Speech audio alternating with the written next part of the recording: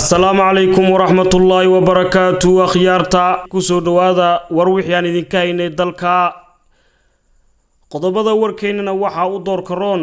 بنامبحية بلاران oo lagu taageeray ciidanka difaaca qaranka ayaa ka qabsoomay maanta magaalada Diridhabe waxa baaq loo diray xubnihii hore ee ka tirsanaa ciidamada Itoobiya si ay uga qayb qaataan gurmadka qaran ee dalka lagu badbaadinayo intaasi waa qodobada idin hayno caawa haatan ku soo dhawaada iyagii oo fidsan xisbiyada mucaaradka ee dalka ayaa sheegay in diyaar u yihiin naftoodana u hurayaan difaacista dalka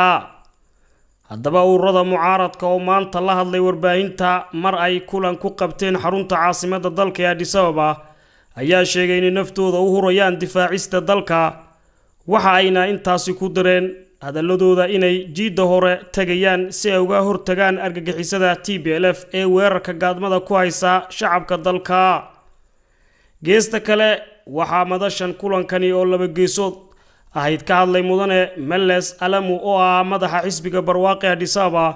isagoo tilmaamay inay dhamaanteen aanu leenahay dal qura oo aynu ku ilaalsano cadowga dulimaadka joogtada ku haya sidoo kale waxa maanta magaalada Diridhabe ka qabsoomay mudaharaad aad u ballaaran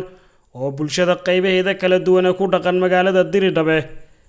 shaqaalaha dawladda iyo mas'uuliyiinta heerarkeeda kala duwan ay ka soo qayb galeen kaasi oo lagu muujinayo taageerista ciidamada difaaca qaranka ee dalka isla markaasina lagu cambaaraynayo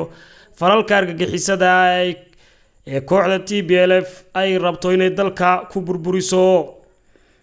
munaasibadan ayaa waxa ka hadlay duqa magaalada Diridhabe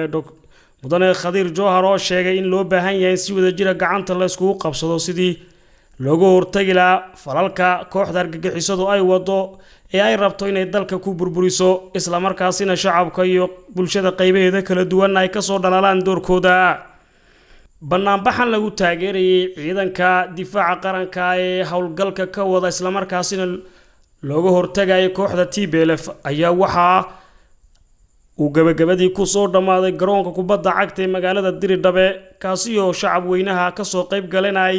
sheegeen inay ka hortagayaan xubnaha siyaasiyiinta khasaare kooxda TPLF ee raba inay dalka burburiyaan isla markaasina ay dumiyaan qarannimada waxa baaq loo diray xubnihii hore ee ka tirsanaan jiray ciidamada Itoobiya wasaaradda gaashaandhigga Jamhuuriyadda Dimuqraadiga Federaalka Itoobiya ayaa baaq u dirtay xubnihii hore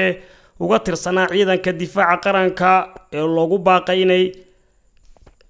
inay dalkooda Itoobiya uga faa'iideeyaan aqoontooda iyo khibradooda si ay uga qayb noqdaan gurmadka lagu badbaadinayo jiritaanka qarannimada dalka baaqani ayaa faraya cid kasta oo hore uga tirsanaan jirtay ciidanka difaaca qaranka inay ku soo laabtaan shaqadoodii iyo waajibaadkoodii qarannimo xubin kastana la hubinayo badqabkiisa caafimaad iyo kan maskaxeed iyo kan jireedba sidaas darteed cid kasta oo danaynaysa inay ka qayb noqoto hawl galada badbaadada qaranka horeyna uga tirsanaan jiray ciidamada